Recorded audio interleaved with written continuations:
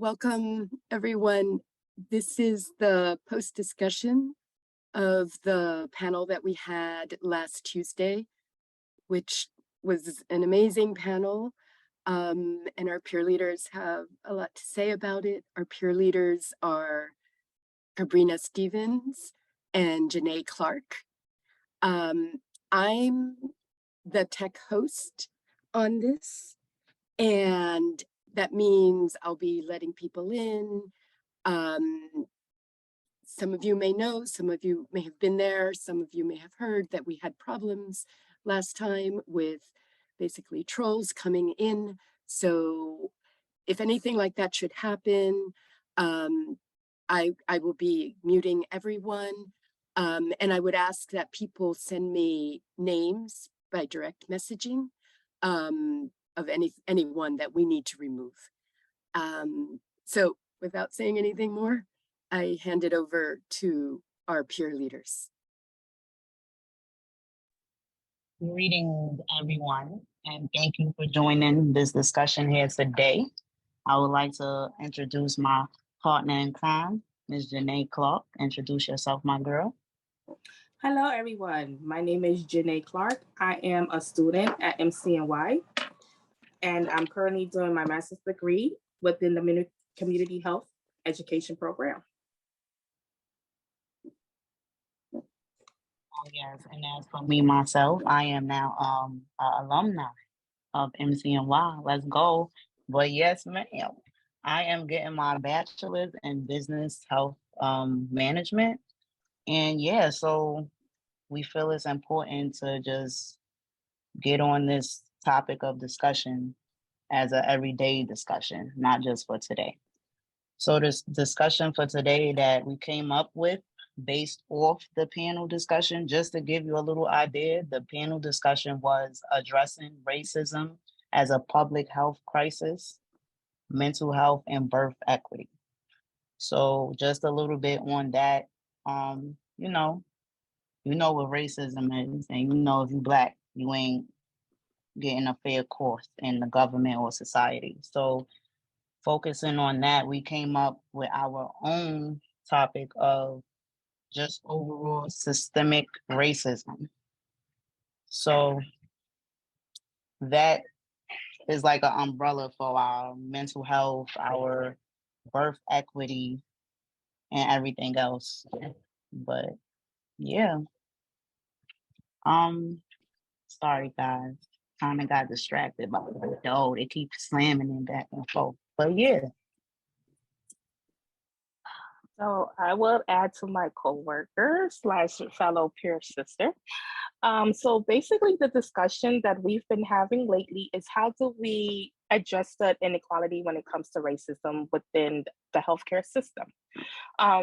Too much fairly, we're starting to notice now that it's not only the Black population, but the brown population too is being affected with having high mortality infant rate syndrome, as well as a lot of our sisters are perishing by health-related issues that should be prevented. So as the discussion was at the panel was how do we address these issues? How do we help mothers advocate what's best for themselves as well as their family members? So what we are trying to come up and how to decide is how do we get this education and resources to the community? How do we inform the community about doula services, about midwives?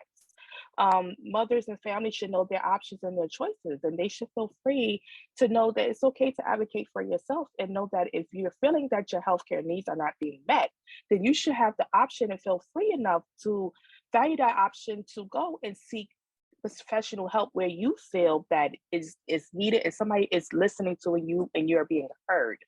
So this is what we're trying to put into the community where it is okay for you to go look for these resources that is in your community because they are yours. And that, you know, our skin colors should not be afraid to utilize these resources because it is our right. We have earned them just as well as anybody else to have that same quality of care as any other ethnicity. So I'm gonna give it back to Kabrina. Yes, ma'am. I'm gonna get an amen, ashe on that one because that's all facts right there. But yeah, a little bit just more on the discussion so y'all can get a like insight of what we do because y'all not in the group with us and y'all here. We're sharing this with y'all. We need y'all to know this information. So we had some heavy hitters on the panel. We had Dr. Melissa Barber. She practiced in Cuba. So her doctoral studies is different from the doctors that's out here. But yeah. Then we had what's that other name? Miss Isabel. She was nice. She was in Barbados at the time, but she does research on mortality, deaths, and stuff like that within our community. So she was on the team. Then we had Mr. Bruce McIntyre. If you guys haven't heard, did anybody here watch the documentary Aftershock that is on Hulu, like that's going around the world crazy right now? Can't hear you, Tommy. You on me? I'm sorry. I think I seen Aftershock. I think it was about a few months ago. Hey, everybody. Okay, that's Tommy, y'all. He's straight out of Cali. Yeah. But yeah, so Aftershock is basically Bruce McIntyre was expressing how his partner Amber Isaac Rose passed, and our government, city official, hospitals did not really care, or so yeah. He had made a foundation for her actually, and I actually came across it. So if any of you guys are interested, go support or see what it's about. It's called Saving a Rose. Saving a Rose Foundation. He made that for his partner. So yeah, any of you fellas on here, check it out because it ain't all about the woman per se. Like you guys, we're a team effort. So, and then who else did we have on the panel? Oh yes, my good sister, Ms. Jada Skidney. I'm sorry if I'm not pronouncing these people. Oh, hey girl, Janie Francis, that's my girl. But yeah, Ms. Jada Sidney. I'm sorry I'm not pronouncing her name right, but she matters. That's her thing. That's her squad. She matters leader, tribe leader over there. But yeah, she said something that was really important that made me want to just name this discussion right now systematic racism. So, in the panel last week, she said we need to make sure that they are in these rooms to hear these discussions. And as in they, we mean to say them white folks there. But yeah, and you know what? I think she was real boss status for saying that because ain't nobody saying that. And she was on camera. Let's talk about it. But yeah, like I think that was really important. Yes, Isabel Morgan. Thank you, Natalia. She was such a wonderful young lady. But yes, everybody that came on the panel like had something to do. Like Jada, she's the CEO, co-founder of She Matters, and out here in New York, that's something major for us. She came on here and told us she got resources for us, and they're free. Do you know how hard it is to get a good type of recommendation as a Black person seeking good care, like seeking good care that my insurance is gonna actually pay for? Yeah. So I appreciate her for that because even like the doula services or midwife services, she has information on that. Like everybody that was on the panel had information on that. Let's get back to Melissa Barber. She was really like she was really making my mind spin. She practiced her doctoral studies in Cuba. She gave us information that we will never know if she didn't take her experience to go there and come back and share these resources with us. So she told us that if you're pregnant, you have your baby, you get up to a year to take off, spend bonding time with your child, your family, whatever the case may be. And that goes for the men as well. So just imagine that you're not breaking your back, you know, that's when the mental starts to play and now your mind is scrambling and now we're like on survival mode, I would say. Because now we're like, what do we do? What do we do? And what is this causing? This is causing stress, mental stress, and our bodies. We need to take care of ourselves so we can take care of others, right? We can't do that if we're just always systematically being put down in any aspect that we try. But yeah. And that's something that Bruce McIntyre talked about as well, is that he's trying to help get an initiative going called the DULO program that helps support fathers that so that they can also have the same rights as well, because fathers do not use their initiative to use maternal leave. You are also entitled to that too, so that you have those 3 months to bond with your child. So even if the mother in New York has to go to work after 3 months, you can have that right to say, you know what, you have did the heavy lifting for 3 months. Now it's my turn to do the 3 months. So then that way you still have your child home with you for those months and that time needed to be. I liked how Jay brought up the fact of mental health. It's not without saying that there is a mental health crisis in New York. So with that being said, it's like, do people take up their mental health into consideration when it's time to go back to work? Are mothers being rushed to go back to work too soon? So these are things that people need to also take into consideration, is listening to your body, and your body will always tell you when it's overloaded and it's done and it's tired. You cannot function at your best capabilities if you are mentally drained. And you cannot be good for your children if you're mentally drained.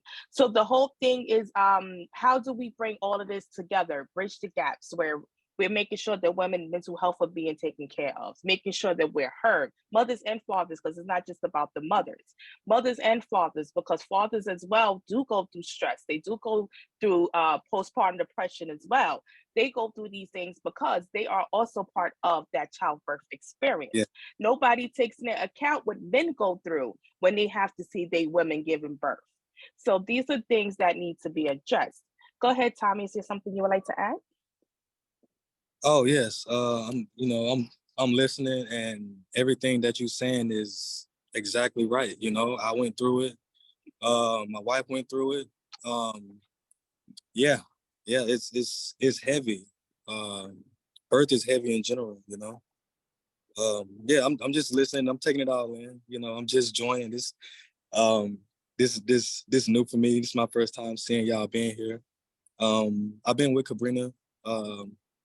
She's been my friend for almost a year now. So, yeah, this is cool. I'm listening, and I'm gonna chime in whenever you need me. I have a book. Like, my life is like a book. So I'm just soaking it in right now. That's the beautiful thing. And that's the whole thing. It's like the community, and congratulations to you and your wife. And, I'm glad that y'all strong enough, y'all holding it down. The community needs to know what resources is available for them within situations like this. Like Healthy Starts. People don't even know that Healthy Starts help with baby formula. They help with diapers. They help with furniture. So it's a lot of other resources out there that mothers don't even know that they're entitled to, because unless you're in a certain situation, people will not bring this information to you. So it's like, how do we fight that diversity where everything is being addressed when it's too late? Why can't we deal with it right when it starts? So this is what we're trying to get to, where we bridge this gap and we start to have women know that you have that right to fight for yourself, advocate for yourself, stand up for what you believe is right and what is wrong. If you feel you're not being listened to, by all means, shop around just like you shop for anything else until you find that person that you feel is making you feel like you matter. Go ahead, Kabrina, take over. Yes, ma'am. I'm over here trying to find videos to share and all that. But yes, that is definitely a good point. And Tommy, thank you for just tuning in. Like, just thank you for tuning in, because everybody don't tune in to these type of discussions. And at the end of the day, everybody always want to complain about something when something don't go right. Yeah, You feel me? Yeah, this is the type of stuff that I talk about a lot, Kabrina. This realm, health and equality and all that. That's what I'm about. I'm from Mississippi, y'all. I'm from Gulfport, Mississippi. If you don't know, that's one of the most racist places that you could ever be, you know, and I grew up in it. I had to learn how to move around with people. You know, I lived, you know, with the KKK, all that. You know, low health, uh, you know, no health insurance. Like, you know, I come from a crazy place and I had to work my way up to where I'm at now. So, you know, this discussion means everything to me. So I'm here. This is literally what I've been going through my whole life to get to where I'm at now. So it's cool. It's cool to talk about it. Even with a childbirth, I went through some of the worst childbirth things that you can go through. My wife did, you know, she almost died. We had twins, you know, and for anybody who don't know about having twins, it's dangerous. I'm a twin. My twin sister had twins. She almost passed having those babies. You know, I had postpartum. You know, I didn't have my children, but I had postpartum depression. It's a real thing. I didn't know that men could have that, but I had it. I went through it. My wife went through it. Yeah, it's a lot, and it's I'm a I am an amputee as well, y'all. Like I've been through all the health concerns, the everything health involved. I've been through it. I'm still going through it. Um, and you know, I'm proud to say that all the adversity I faced in my life, I made it through, and I still make it through all my battles. I never lose. I always win, and you know, I I take myself very seriously. You know, and by me taking myself seriously, I think that's what helped me win my battles. You know, and you know, I'm at a point to where now I'm a diesel mechanic working for the Navy, and for me to say that, coming from where I come from, y'all, is heavy, you know. So you know, I'm just proud of myself, and you know, that's why I'm here too. That's why I'm here with this discussion. You know, nobody talks about this in my family. You know, I feel like a lone wolf, so I'm here. You know, I'm a warrior on this place, and you know, I never give up. So I'm here. We're glad to have you here with us. And I think that you hit on a lot of things. It's like you were ignored. And that's something that happens a lot in the system. Especially when COVID hit and they was impersonalizing everything where the fathers wasn't allowed in the room. They were kicking doulas out the room. So it's like who was there to protect that mother in her most vulnerable state? So this is what we're trying to address is how do we get policy changed where when things like this happen, that one person is allowed to stay in that room? It's the same thing with our children. My son is autistic. My son caught COVID. I told him I would be arrested every day on the hour. I would not leave my son in here by himself. Because at the end of the day, nobody can advocate for you like you advocate for you. So how do we get this across in a manner where we're taken seriously? Sometimes they look at us and they figure that Black people have an anger issue. We don't have an anger issue. We just want what we know that we're entitled to. So sometimes it's about us knowing how to channel that when we're in an anger place or we're feeling like we're frustrated because we're not being heard, to where we're starting to talk their language, because that's what they understand is the fact that, oh, they don't sound like me, they don't represent themselves like me, they don't care how educated you are, they don't care what degrees you have. It's the mere fact that when they look at us like we're threats already. So how can we advocate for ourselves where we're able to talk to them in their language and we feel like we're getting that respect that we deserve? Right.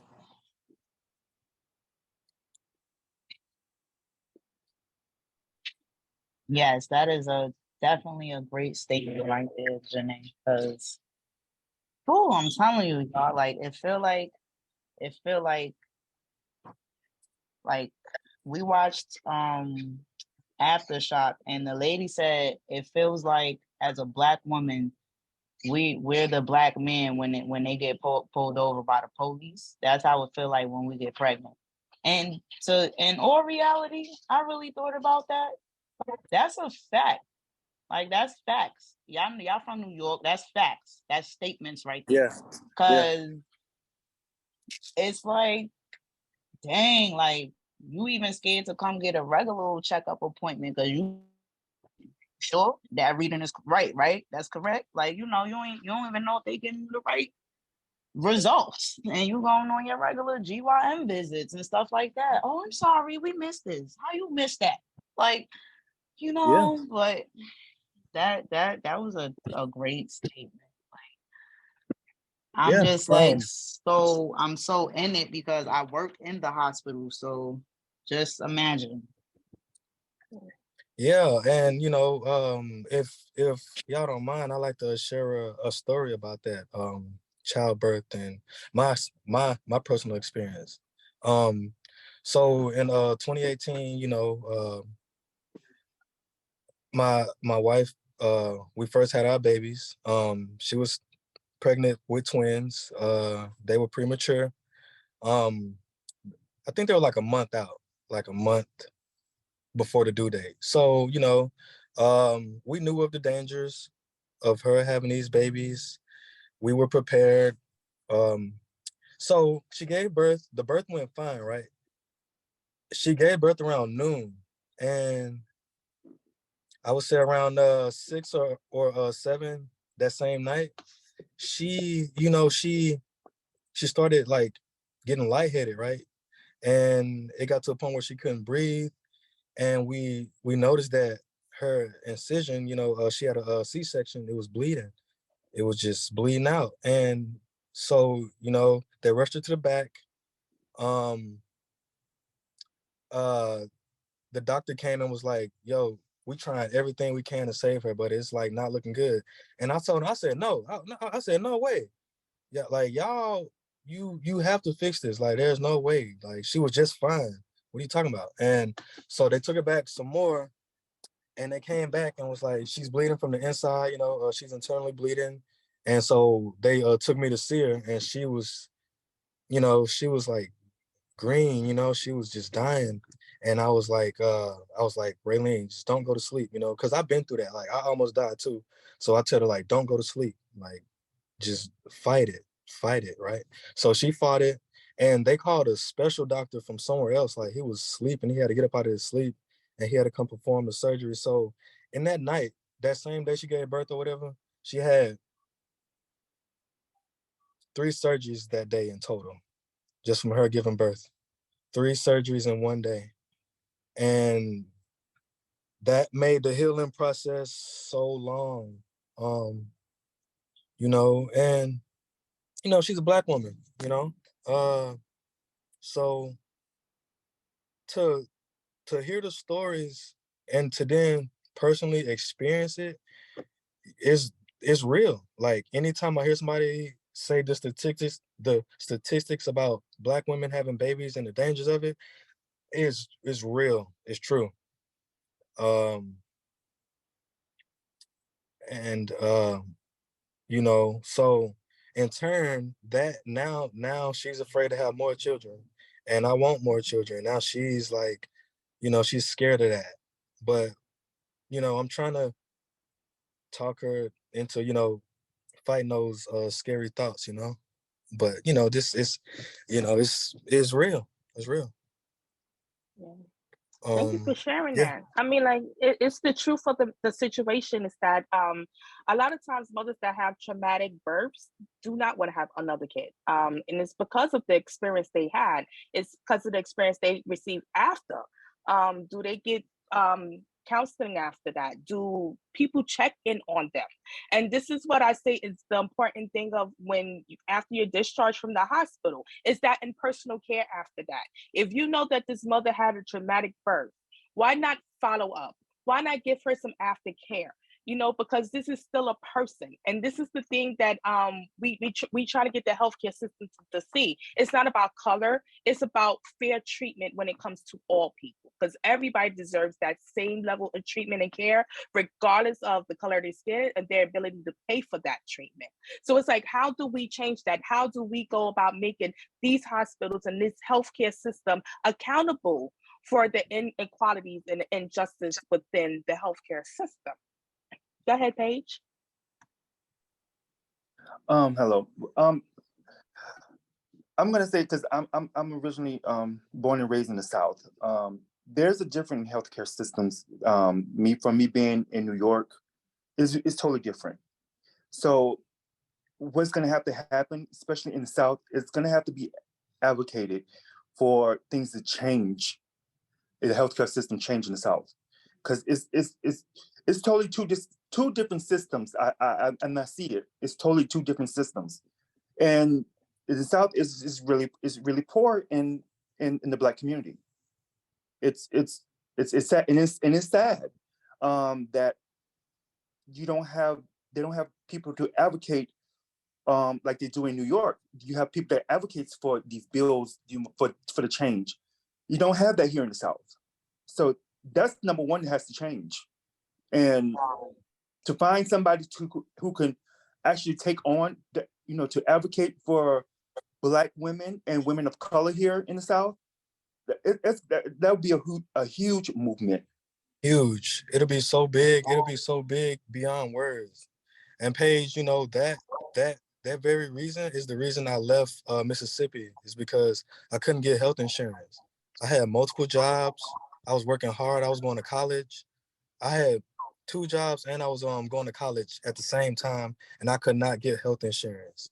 And in turn, I had to pay taxes. So I had to leave, And yeah, man, just what you just said, that movement would be huge. We need it, Well, I That think is so I'm a professor at the school, actually, and I belong to a movement that's a global movement. And one of the things that, for example, women in Africa, grassroots women in Africa have done is created this whole, community watchdog process related to, violence against women. But they've created strategies where it really is, like groups of people creating their own watchdog systems, which is really sort of something that I hear you kind of, sort of talking about. Like, what is the checklist of things that, if you're going into a healthcare facility, what's that checklist of things that you really could get a group to mobilize around? Do we need to get the churches involved in this, or something that is building a movement, to, I mean, I'm thinking about this only because I thought one of the interesting things, particularly for us, as many of us being at MCNY and in college and on our way, working our way up in, the system, that whole discussion around no matter how much money you make as a Black woman, you're still have a disparate level of outcomes. And that's an interesting issue, actually. You understand it? I thought in the discussion that we had, not to go on, but I thought that some of that discussion where somebody was a little saying that it's like unfair to, or the people were kind of upset about that outcome. But it seems like finding out some of the real factors that go into the problems is a critical thing, like the sub factors that are leading to it. Is it food? Is it, what are the real changes that we need, So anyway. Definitely food, for sure. Food is definitely a major player. I mean, food, stress, the Real whole quick. combination of things, but Yeah, of course. You right, Dr. Hanson. You in the last discussion, they definitely brought that up. Like, they compared the Black woman to the white woman, and in the time now, like me, I'll be 30 this year. I don't have any kids yet, but the weathering or the stress per se on my body compared to these white girls' body, I may have some, who knows, I may be high risk, or who knows. But studies show that, in my situation, I might die, who knows. But thank you for bringing that up, Doctor. That was a definite interesting fact that she made. So maybe we need some CA projects, constructive actions around this thing. to do that no more. Well, Definitely. if BMHI has a community health associate degree program, I would love to do that. So Okay, guys. So I see we got a couple of hands raised. I put Yeah. some questions in the chat if you would like to, answer back on those, because our time is running and I would like everybody here to have a chance on the floor. So Yeah. first hands up, Miss Taylor. Hey, say your name. All right, I had, and I'm an alum of MCNY, so I'm happy that y'all doing this. This is like amazing. So I'm a new parent. So when you guys spoke on a lot of things, the mental health of when you returning to work, all of those things. So before becoming a parent, none of that was on my mind. It was just more so like, all right, have this baby, have it, go back to work.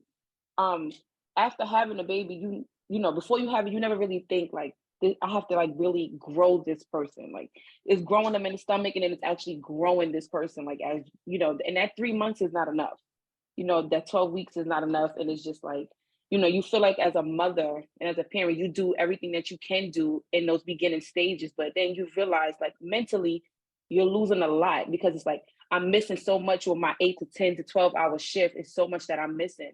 And then you have to think like, do I choose my child over my, you know, my child over my job, or my job over my child? That's conflicting, especially being a young parent, regardless if you're in a 2-family household or a single parent. That's really conflicting. You know, mentally, some days I'll be like, I don't even want to call my daughter on FaceTime, even though I know she's safe. But sometimes I'm like, I don't want to call her because I feel like I'm missing so much. Like if she's laughing and playing with a new toy, or she's like banging on the drum, like, why wasn't I the first one to see her bang on the drums?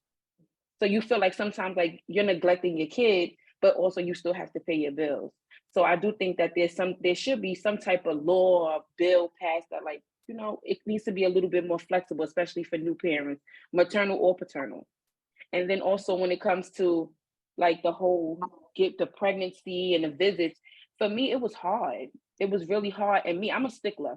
I read everything. I come in with my own perspective. So at my appointments, my doctors really didn't like me, because I'm like, they're like, oh, you have to take this test. I was like, I'm not taking no test up until I get up to this trimester at this month during this week. They thought that they were just going to continue to tell me anything. When it came to the sugar test, I was like, I'm not taking the sugar test. There's something holistic I could do for y'all to check my sugar to make sure I don't have, you know, diabetes. And I would go into my appointment, and I had to be like that because I felt like I wasn't getting a certain level of care. And you can't tell me anything. I've always been like that. You cannot tell me anything, especially about my body. So when it came to, they was like, well, you're overweight, so we're going to have to put you on this. You're not giving me no medication that's going to make my child sedated or slow down her heart rate, or is going to be some type of defect as she's developing. We're not doing that. So if you just tell me drink my water, I'm going to take my vitamins, my prenatals. I don't want the prenatal that you're prescribing me. I'm going to do the one that I like and certain things. And up until my delivery, I had to be induced because of hypertension, which does run in my family. That was the only thing that I agreed to, was to be induced, because my blood pressure was actually slowly rising up during my last 2 weeks. So even in my induction, they wanted to give me so much medication, like, oh, we need to give you mercury, we need to give you Venus, we need to give you this, we need to give you that. And I was like, no, we're not going to do that. Then they came in and said, when they did give me a specific medication to like break my water so she could start coming down, it had her heart rate like at a standstill, and she was just sitting there, and she wasn't climbing and she wasn't declining. So, and then they came in and said, oh, you're going to have to get a C-section. I said, no, I'm not doing that. I came in with my birth plan. Y'all need to review my birth plan. I have my doula, I have my mother, I have my child's father here. If I'm unable to make a decision on my birth plan, it says these are the people you need to consult with, because you're not going to come in here and just tell me you're going to cut me open when we could just do what needs to be done. Take me off the medication and allow my body to work, which is what they did. And they had no choice to do it, because they were trying to like definitely deter me from my decision. And it's written on my birth plan, set in stone, bold letters. You see it, it's designed pretty. This is what it is.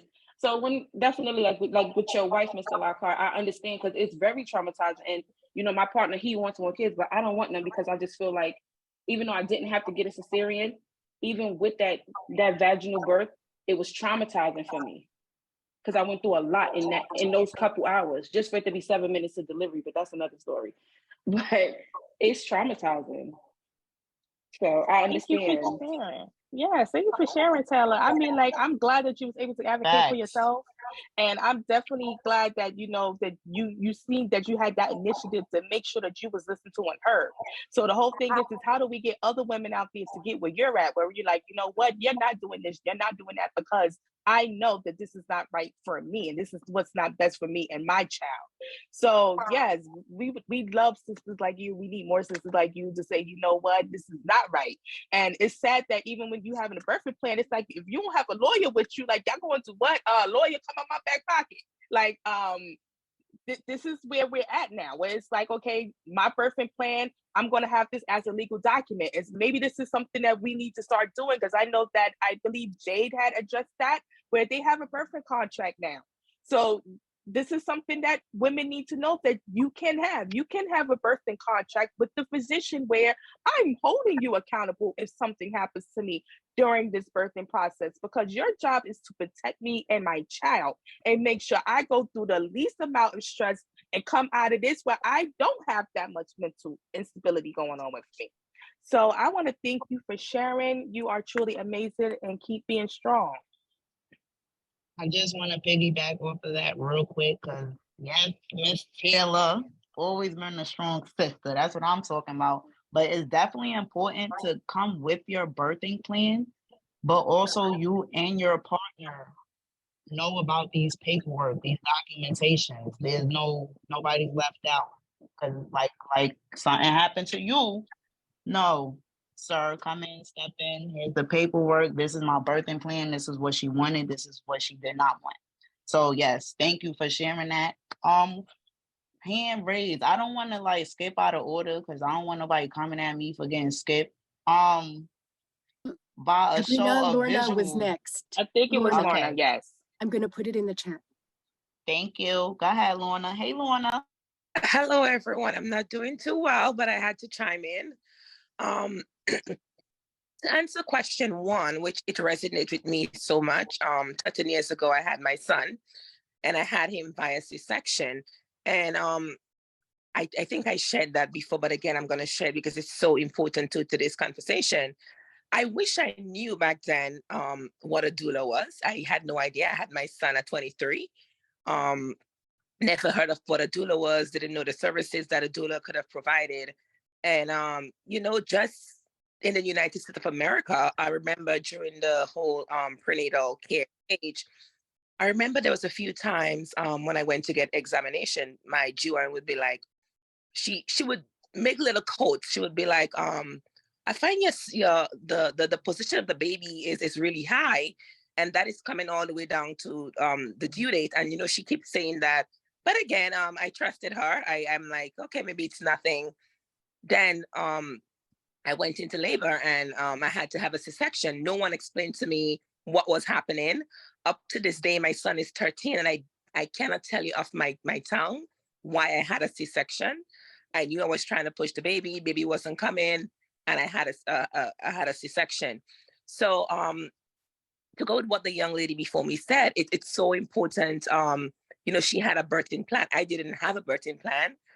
Again, that's where education and that's where, being exposed to certain resources come to play. So, if I were to go back 13 years ago, definitely, it would have been helpful for me to know what a doula service, the doula services are and how they can help. Because looking back, I'm pretty sure if I had that resource, again, I keep stressing that, I would not have gone through what I went through. And I stated that when we had that round table at the Bronx campus, having a C-section put one at risk for a bunch of other health issues. And I can attest to that. I go through so much women's health issues after that. It's crazy. And again, I'm not against having C-sections. Sometimes they are necessary. But again, I believe, especially for Black women, the statistics are so high. I believe that we need to be given, opportunities and other options as to how we can get that baby safely without being too invasive. So this is what I wanted to share with you all.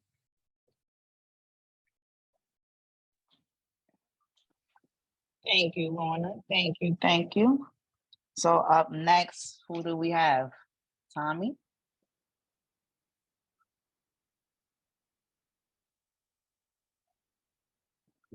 Yes. Hey, I want to answer the questions. What's the questions? I'm sorry, y'all. I'm at work. I be doing a lot of stuff. Kabrina, no. Um, I got you right now. yeah. So the first question was, what are some things you didn't know that you wish you knew before becoming a parent? Okay. One thing that I wish I knew that I didn't know was that, which I kind of had the idea, but I didn't uh, take it so serious. But I wish I knew that I would have to learn new personalities, new people, learn how to live with a whole new person. Well, two new people, just to be in sync with new souls and spirits. That's a part of my family. That's a part of me that I have to raise and mold. You know, I didn't know that it would be so real. You're learning a new soul, and it's amazing. You know, it's difficult, but it's amazing. Yeah, that's that's the thing I wish I knew about. Um, Question two is, what are some things you do when visiting the doctor with or without your child or children? I make sure I ask all questions and get all documents. Um, and I'm not afraid to say no uh, to a doctor. I just make sure that I have my questions in line. I write everything down before I go, and I'm just not afraid to express what I need to express. Whether that be saying no to shots or saying no to anything. My children don't have shots because of me stepping up and taking control of all of our health and everything. You know. Can I just Okay. add, can I just add on quickly to what Tommy just said as it relates to saying no? I remember sometime in 2020 when I was going through my journey with uterine fibroids and trying to figure out, ways that can help to cope with the heavy bleeding. And I remember I went in, for a routine checkup, and the doctor said to me, "We can put you on birth control." And I said to her, "No." And even with me saying no, she went on to tell me, what the benefits are. But then I was also, because I was educated on the health issue, I was also able to tell her one of the top risks of blood control is blood clots, right? And that can be fatal. And with having uterine fibroids, that is something I experience all the time, having, heavy bleeding with blood clots. So again, just to go off what Tommy said, sometimes you have to be firm and you have to advocate for yourself and you have to say no.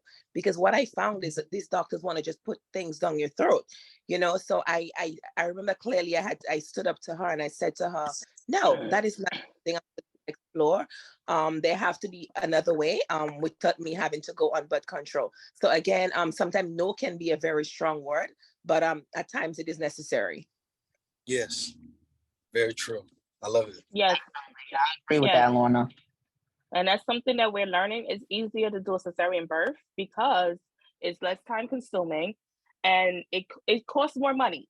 So at the end of the day, they don't care what kind of state or how far along or how progressed that pregnancy is. If you're taking up too much of their time, they're going to go towards, okay, with the baby's in distress. That baby could be halfway out and they would still rather cut you open than that you continue with that birthing process. Oh my, So can that I is say something. one thing? I'm sorry. Sure, go ahead. I'm sorry. My doctor told me that, and I had good thing I had black doctor. She told me that. She said for when you go, she said when your water breaks, which it didn't. She said don't go to the doctor immediately after your water break. She said give it some time and then count your contractions. She said because if you go there as soon as your water break, they are automatically going to tell you, oh my God, we got to give you a C-section. So that was one thing that I was happy to learn because I didn't know that. I did not know that they automatically just try to come up with some reason to give you a C-section. Yes, Yes. they do. And sometimes you would luck out and you would have that one doctor. Like I know I was high risk with my son and I had an amazing doctor. But of course, I went to Columbia Presbyterian because I decided to go where the white people go. Okay. So I took my good health insurance and I went to Columbia Presbyterian and got me a white doctor. Okay. And I was very high risk. And that lady, from the time I gave birth, she came in there and had to go and get my son out of my uterus because he wrapped the cord around his neck. So you have some people, some doctors that are passionate about what they do, and they make sure that that birthing experience is the best outcome for you and your child. But that is maybe one doctor in like 50 or 20. So what we have to do as our community is come up with that resources of, this is safe doctors and this is not. This is a safe practice and this is not. We need to be able to say to our community, I don't suggest you go there unless it's a dire need to go there. If you can go here, by all means, please start that. Thank you for sharing. Oh, we got a couple of more hands raised. We're gonna get to y'all because I love all y'all. This is Amina Freeman. Yes. Hi. Thank you for having me, Kabrina. I'm really like learning so much from this. And two things, actually, I want to answer the first question. Two things that I wish I'd known before becoming a parent, because I think it would have changed things for me drastically, is number one, believe it or not, the federal government, my 9 to 5 is, I work for a federal government agency. We do not have paid maternity leave. We do not have, I mean, people can't believe it, but that is the case. So if you don't have enough leave saved of your own that you can go into for those 6 weeks, then you're on leave without pay, right? And everyone's family situation is different. Forget paternity leave, you know, I'm just talking about maternity leave. So for me, you know, I was young after, you know, after I used up what I did have, I felt like I was forced to go back to work. I wasn't physically ready. I wasn't mentally ready. This is the federal government across the United States with no paid maternity leave. Like, I think had I known that that's not normal, that's not healthy, you know, I didn't know that at that. I thought, well, maybe this is the case for everyone. Maybe, you know, this is the federal government. This is a good job. This probably is like the norm across the board. I didn't know that. I would have honestly looked elsewhere for an employer, you know, because it changes everything when you're not able to bond with your baby, when you're not able to nurse the way you want to, when you're not able to just have those meaningful months that make a huge difference forever, you know? So that was the first thing. And the second thing, which I think is tied to the first thing, is like, I didn't know about the baby blues. You know, I had such a hard time. I was like depressed and I didn't know what was happening with me, but my doctors didn't really speak to me about that or ask me questions or explain to me that that could happen. And so, yeah, that was my response. Thank you again for having me. Oh, thank you. I think one thing I've learned as a doula is that doctors don't really speak after birth. Let me put that out there. They don't speak the after birth language. So one thing that we are learning as a community from doula land is that once you have that baby, you have to take it upon yourself to say, you know what, this is me. I'm not feeling right. I'm not feeling great. And know that there are resources out there for you, whether it be a lactation coach. You can get a postpartum doula. People don't even know that. You don't necessarily have to have a doula throughout your whole pregnancy. You could just get a postpartum doula. So at the end of the day, there are other resources out there for you. So by all means, we just have to know how to tap into those resources. And like I said, we are our biggest advocates. So I'm sorry you had that experience, but now you know to invest in a job where you got them type of securities, okay? Because I know that the state is amazing. And there are also some disability insurances that will also cover those extra months that you need to be out. So, you know, there are options out there. You just have to know how to advocate for yourself. So that when you learn to advocate for yourself, you can advocate for others. I'm gonna let Janine go because we're about to wrap it up, everyone.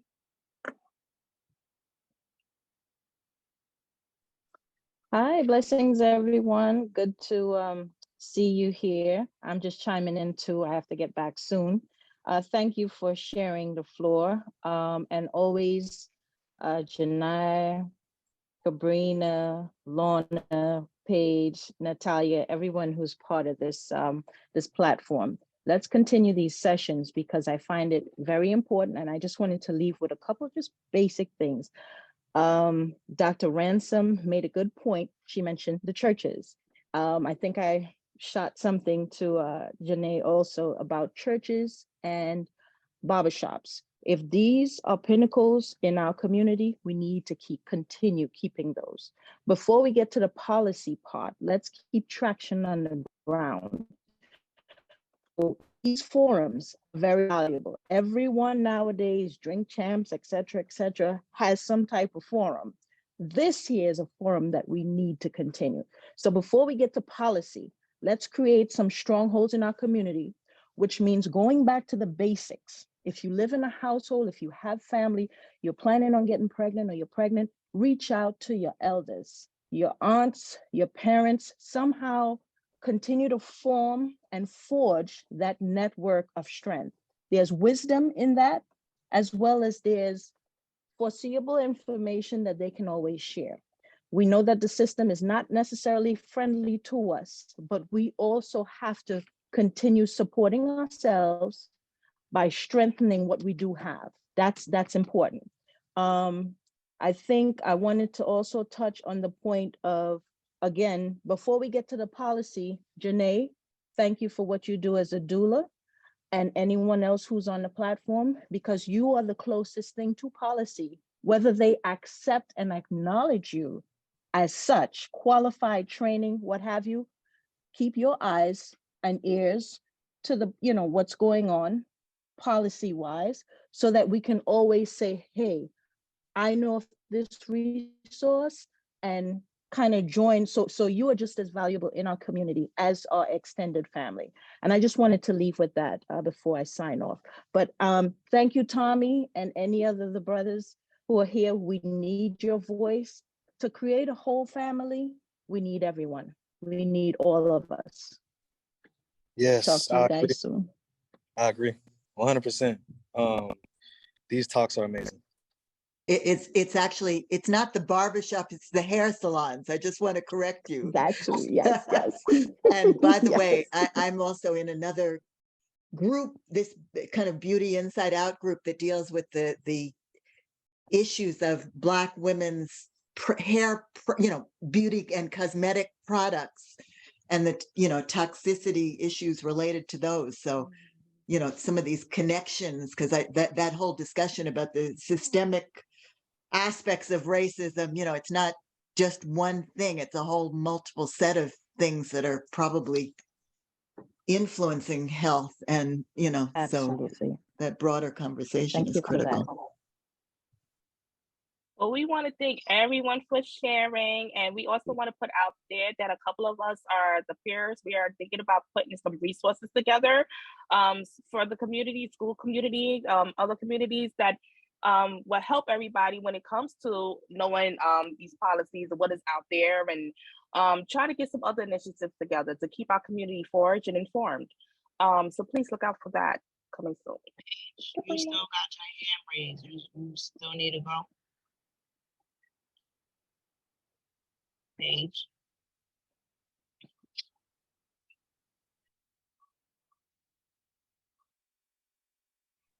Oh yeah. I just wanted to piggyback on what Janae said about how I think how can we get the Black doctors who's coming out of the medical school to go back into our communities?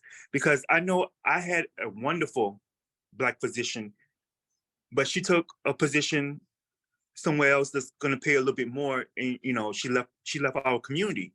So it's like, how do we get those doctors to stay within our communities that does the work, that that be so informed, that is very thorough, and it does take the time out with you to talk to you? Because I mean, I really miss her, because she was she took her time, she was very thorough. So it's like, how do we get those doctors to stay in our community? What can we do to get them to stay? Maybe it could be so simple as I know that a lot of them have to do fellowships, and a lot of them have to do like a certain amount of hours where they have to volunteer their work. Maybe that's something we can have them do. Like we know there's a financial thing for y'all, but it's also about giving back to your community. So maybe they can volunteer to build up those hours that they need. So it's all about trying to like I said, I spoke to Ms. Barbara, and sometimes it's about bringing the resources to your community versus you taking your community to the resources. So sometimes it could be as simple as that. As simple as going to them and like, look, like, we really need your support. We really need your back. And like, how can you help us to bridge this gap? You know, sometimes people don't know unless you actually talk to them. So maybe that's something that throughout our research, and like Ms. Ransom said, a CA that can be done to help address these issues. Like, how do we bridge the gaps between the lack of food insecurity? Because me and Jania have discussed the fact that finances is also a thing. If you make over a certain amount, you don't qualify for WIC, you don't qualify for food stamps. So it's like, what's this bridge in between where we can bridge this gap where they're able to get their food, their health, all the things needed to have a healthy pregnancy, as well as mental health services after the baby is born, both for the mother and the father. This was a beautiful discussion, everyone. I'm gonna give it back to Kabrina, and I want to thank you all for letting me talk. Thank you. And that right there was my partner in crime, Miss Janie Clough, y'all. Let's go. Let's get it. Yo, we having another discussion. And to be quite frank, I like said that. Miss Francis, she said we need to get like drink champs. You heard? We're gonna be Black Maternal Health Champs. We're gonna have a podcast. Just wait on that. I'm speaking that into existence. I'm manifesting that. If y'all don't see that on here, y'all can follow me at Greenwood55 on IG. So you know, look out for the new up and coming, because we out here saving the world. But thank you for coming. It's really blessed to see all y'all faces, the supporters, just for coming out and sharing your stories. I really appreciate it. We will have another one Tuesday the 21st. If it's a better timing for you guys, that is 5 to 6 p.m. Tuesday, March 21st. If you would like to attend in person, we will be located at the MCNY campus. I'm hungry. Hold on, y'all. Yeah, in the Manhattan location. So thank you again for just coming out and really like taking your time out to share your thoughts in this discussion. We need y'all. We need this. Thank you, everybody.